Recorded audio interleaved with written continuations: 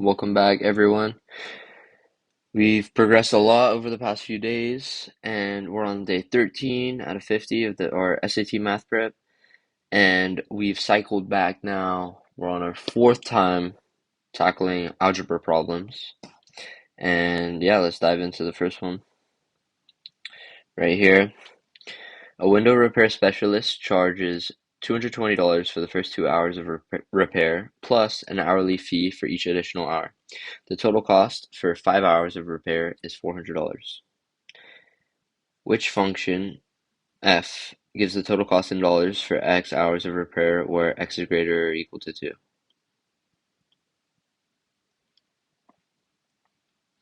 Okay, so we know that f of x, let me write this differently. We know that f of 5 is equal to $400, and we can also set this equal to 220 plus 3h, because these are the 3 additional hours and these are the 2 base hours that he charges. So 5 hours total, but we're trying to find the hourly rate. So this is the amount of hours, this is the hourly rate. And we need to solve for this hourly rate first. So we're just going to look at this side of the expression, and we get 180 is equal to 3 and times the hourly rate. And we find that the hourly rate is equal to $60. So looking at this, we can find a general expression for f of x, which is 220 for the first 2 hours plus 60 times x minus 2.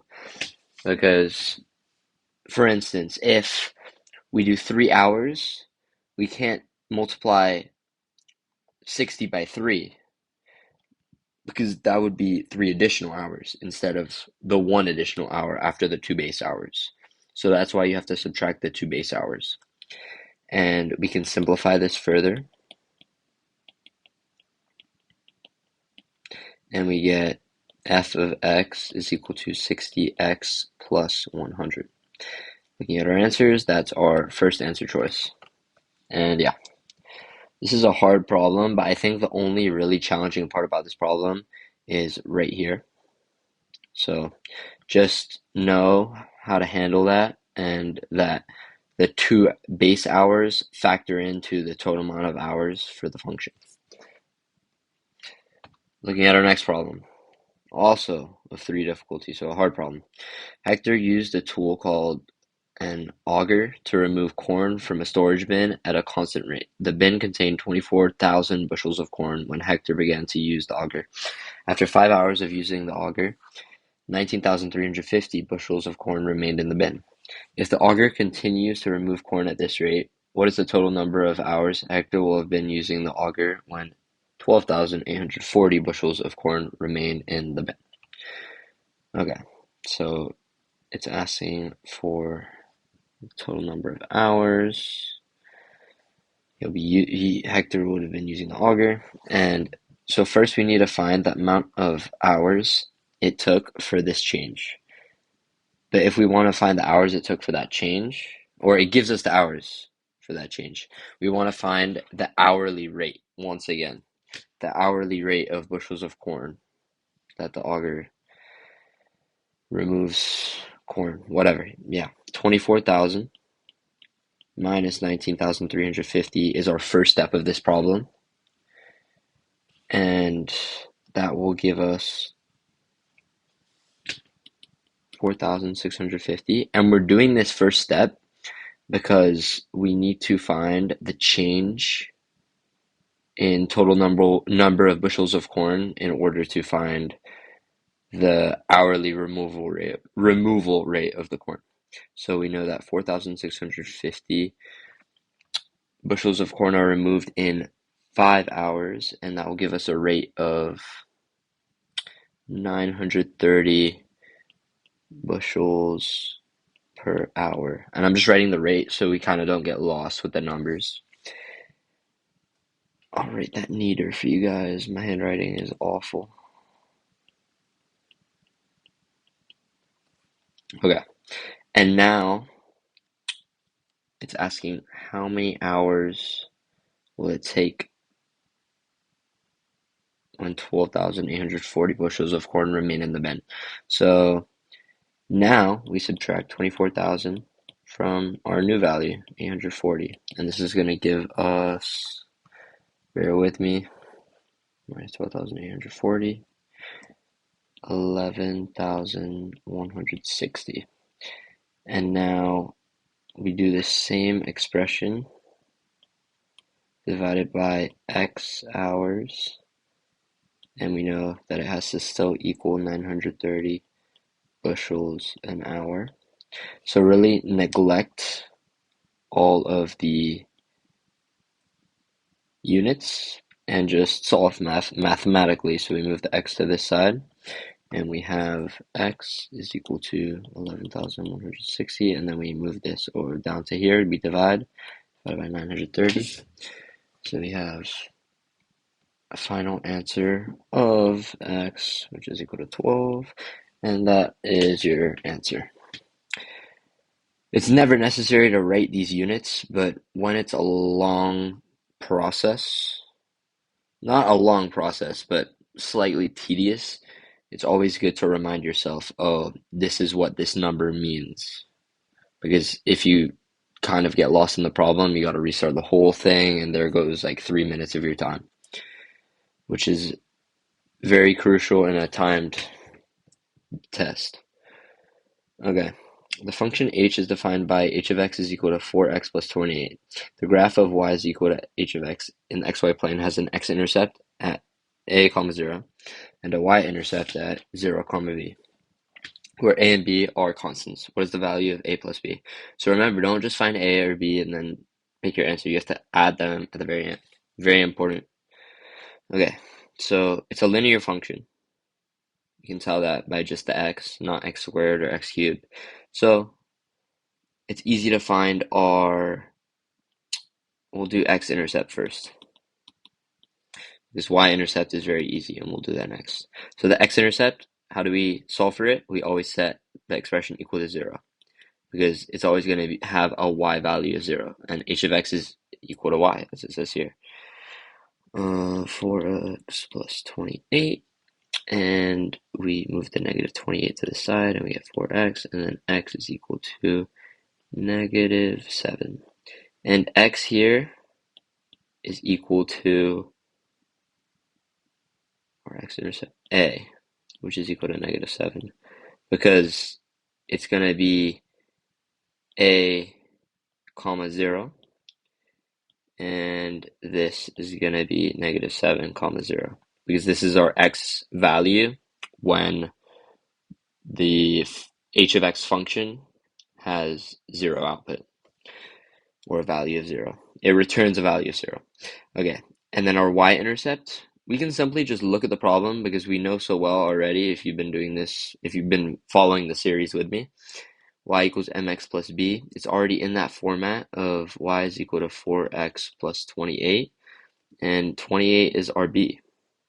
That's our y-intercept, so that's going to give us the point 0b, and that's going to be 0, 28, because that's when our x value is 0, so it's going to be crossing the y-axis,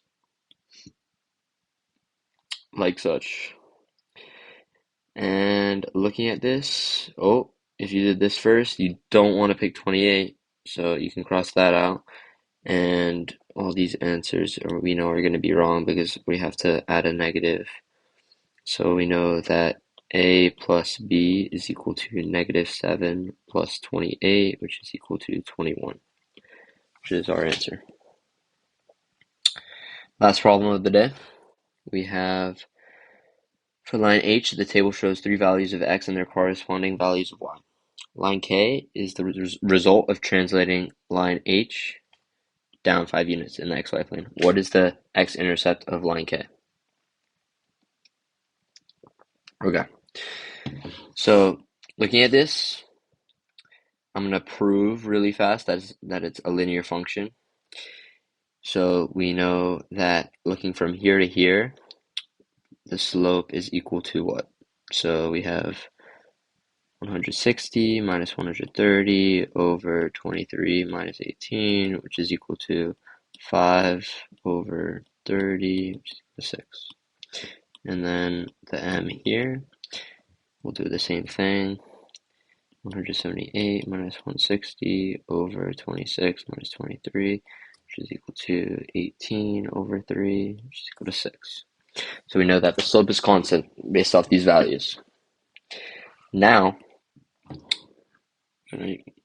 resort to our handy-dandy mx plus b formula. Y is equal to 6x plus b. My 6 looks like a b, which is annoying me, so I'm going to redo that. Y is equal to 6x plus b. Still bad, but a little better. All right. Now we're going to plug in.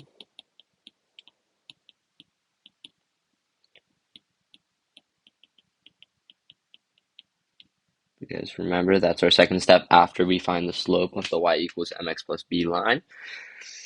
And we'll plug in, what point will we plug in? We'll plug in 18 comma 130, and that will give us 130 is equal to 6 times 18 plus b, and then 130 is equal to 6 times 18, 108 plus b, and then b is equal to 22.